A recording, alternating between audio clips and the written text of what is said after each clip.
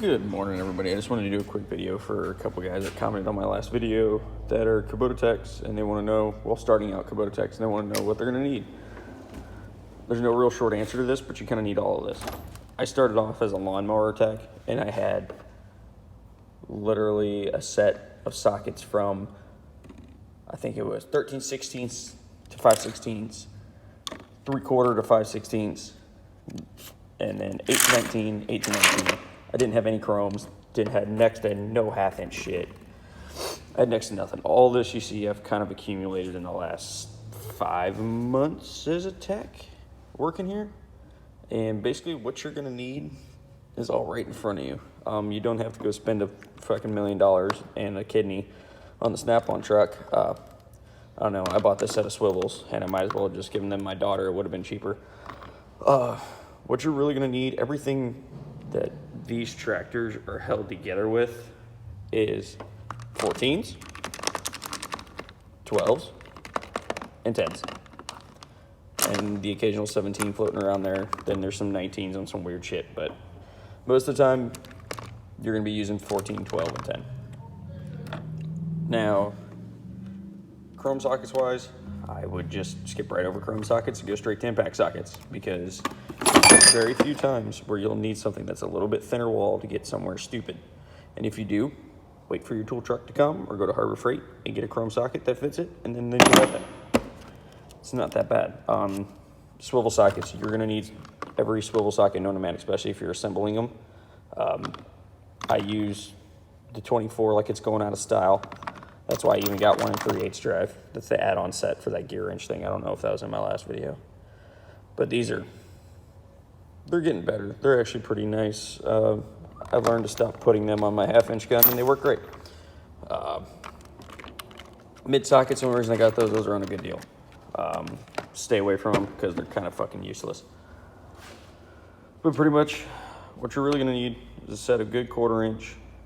Don't get mids. I was really hungover and I went on the truck and I thought they were shallows. My fault. But you need shallows and deeps. Don't get mids. They're literally, unless you get some weird circumstance, they're next to useless. Not going to really need any 12-point stuff unless you're taking apart the bottom ends on some of these tractors. The connecting rod bolts are, well, the rod cap bolts are 12-point. But I just got these. These are the Icon. And no, I'm not sponsored by Icon. I don't give a fuck. They can honestly go down the fucking hole for all I care. But I'm not going to be one of those YouTubers that's going to suck them off and be like, these are the best things since Snap-on. These are better than Snap-on. Yeah, shut up. They're not, but they're good. For the money, you can't argue with it. With a coupon, with 2 coupons, I got shallow and deep with a couple missing ones that I'm just going to put Snap-ons in. Oh, that was $111. Really can't beat that. But I'll see how they hold up. I got them yesterday. See how they do. We're getting our steel dealership in today. I was a steel tech before really anything, so that kind of works out. So there's a steel box, and there's a whole lot of parts and units. There's already, yeah, this is just the first shipment. And if you're into chainsaws, there's an MS462 over there that's really sexy. And then my MS460. If anybody wants to see a video on that, let me know. That thing's nasty. Westcote, pop-up piston, ported, dual exhaust, 28-inch lightweight bar. Thing's a fucking animal. Really, other than just, your normal sockets, I couldn't do my job without the half-inch Milwaukee, and I couldn't do my job without the 3/8 Milwaukee.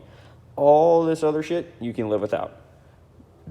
If you can only, spend a limited amount of money, just get the 3/8 and the half-inch Milwaukee. Everything else you can do with a ratchet.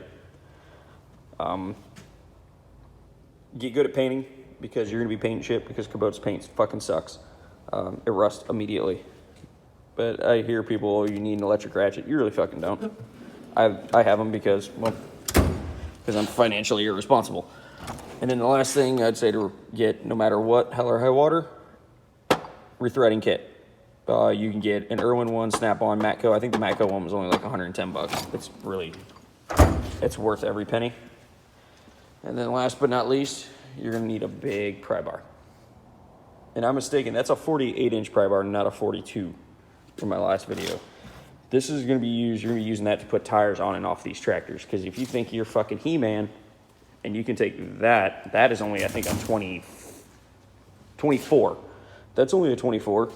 If you think you can He-Man that up on there, you're sadly fucking mistaken. If these are empty, these weigh about, I think, like 250, 300 pounds. And just not possible. And if you can, you're going to break your back and I'm going to laugh at you. And God forbid, if those things are ever loaded full of, well, down here we only use water because we really don't need calcium because we're not worried about our water freezing in our tires. But if you live in a place where you're putting calcium and beet juice in those things, forget about it. They'll weigh 1,000 pounds a piece. And that's for just a 24. And they go, I think one of the M4s I just put together had 38s on it. And that thing, you weren't moving that thing. Hold on, refreshment break. Rockstar, sponsor me. Yeah, other than that, if you guys want to hear anything about steel stuff, what goes into all that, just let me know, and I will make a video about it. I'm still putting all the tools together and shit, putting everything in there. But yeah, that's kind of my forte, is handheld power equipment. I'm still learning every single day about these stupid Japanese orange things. But yeah, if you got any questions on part numbers, anything like that, Taurus PT709. It's a great little box gun because they're dirt cheap, and I don't care. They're a great little gun. It's reliable. It always goes bang every time I pull the trigger. And those are SIG 9mm, like 115 grain plus Bs. Those are really expensive, especially during this horse shit. Yeah. You're gonna need ratchets on ratchets on ratchets, and I'm usually not a preacher of, buy once, cry once, because I've bought many times and still cried from very high-end brands. But one thing you can't go wrong with is a high-end ratchet from Snap-on. These ratchets are just nothing short of incredible, because I have done some nasty shit to this long 3/8 and it still hasn't broke. And don't go out and get the fancy toolbox right off the bat. I bought this the first week I had a Matco guy, and I don't want to say I regret it, but I regret it because I now owe them like 10 grand. Not just because of the box, I bought a lot of tools too. But you could go to Harbor Freight, get a US General box. You could go to Walmart, get a Husky box, and it'll work for you for a long, long time. And it'll never fail you. It'll do just fine. And see, my box rolls around like a service cart. It's not like, most people have like their Jamestown Series service car or Snap-on service cart. No, don't play that fucking game. Just get one good box, roll that fucker around, quit being a pussy. It's not that heavy.